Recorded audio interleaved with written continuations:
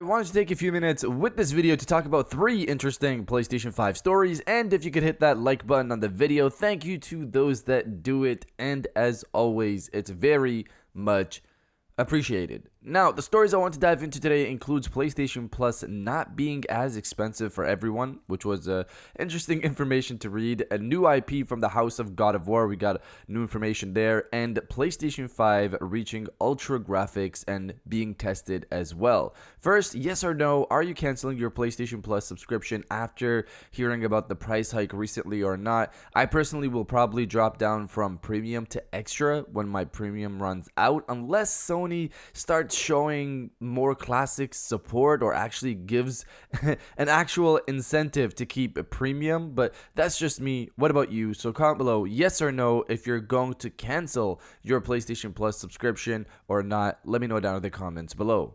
Now, diving into the first story of the video, PlayStation Plus price decrease. Reading from PlayStation Lifestyle, a number of former PlayStation Now users have reported that they've received emails confirming a smaller PlayStation Plus price hike for them than officially announced. The emails went out to those who were grandfathered in when PlayStation Now was replaced with the revamped PlayStation Plus, but some former PlayStation Now users claimed they haven't received any such offer. PlayStation Plus price sharply rose for all 3 tiers effective September 6th. A number of threads popped up on Reddit overnight where players shared screenshots of emails they received from Sony confirming a relatively modest hike. So when I first saw this, I looked into my price increase because I got an email as well to see if it's actually equal to the new advertised price, and for me, it's actually $20 US cheaper. My new PlayStation Plus premium pricing is $189, which translates to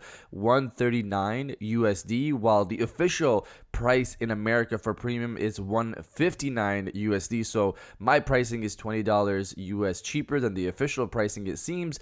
But then I looked up how much it costs for a brand new user over here in Canada, and it's still $189.99 for them as well. So I didn't get a discount, but it's interesting that it's $20 US cheaper than the US version of the PlayStation Plus premium service. It's actually $20 cheaper here in Canada.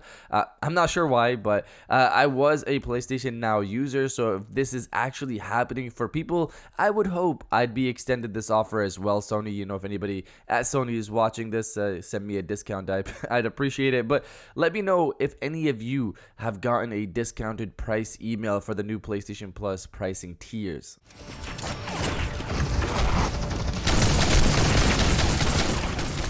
Now, diving into the second story of the video, new IP from the House of God of War. Reading from PlayStation Lifestyle, God of War developer Sony Santa Monica's new IP could be a RPG game, or at least a game that features RPG elements. Sony Santa Monica has previously confirmed that it's working on multiple projects. At least one of them is a new IP. Reset Era user Smitch spotted the LinkedIn profile for Fernando Seco, a senior staff programmer at Sony Santa Monica. Seco's profile reveals that he's part of the team working on an unannounced IP, and his role is World Progression Team Lead. He describes his role as leading with a small group of programmers in all things progression, RPG systems, resource loading, spawning, save game trophies, visual scripting, and whatnot. So the focus here is the RPG systems aspect of it. This could be the project that God of War director Cory Barlog previously said that he's been working on for a number of years. This past June, Sony Santa Monica Studios' Alana Pierce also let it slip during a stream that she's working on an unannounced sci-fi game. So the context for the Alana Pierce part of it is that she was speaking to someone who pointed out he's working on a sci-fi script, an unannounced sci-fi IP, and she laughed and said, same. So that's where that came from. Beyond that, we didn't even need Alana Pierce to I guess let it slip. Cory Barlog has been teasing something sci-fi related on his ex Twitter account for a while now, for years at this point. And Cory Barlog likes to do that as well. He did that before the announcement of God of War Ragnarok. He was teasing Ragnarok on his Twitter account as well.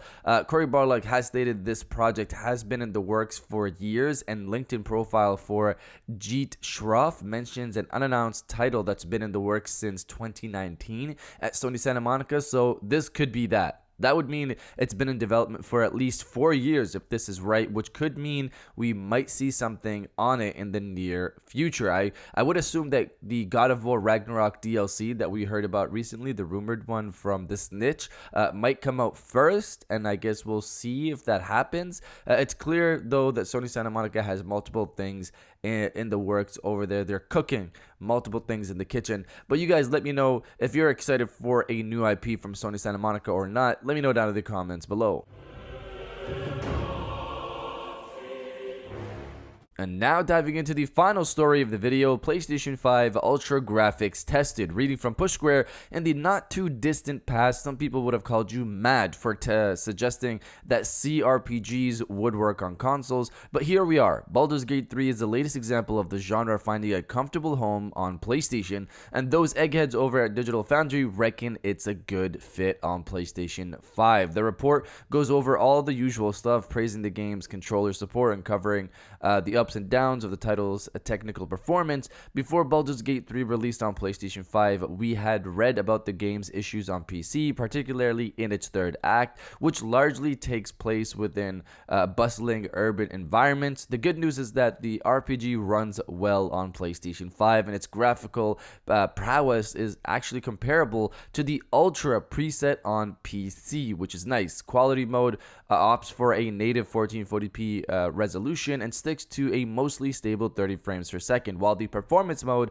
targets a smoother 60 frames per second at what is apparently an upscaled 1440p. Either way, the article states that there isn't too much of a difference between the two settings in terms of visual fidelity. So you guys already know I'm not really interested in Baldur's Gate 3, but hearing the performance for the PS5, that the PS5 is able to still put out after multiple years on the market when compared to PC is always an interesting conversation for me.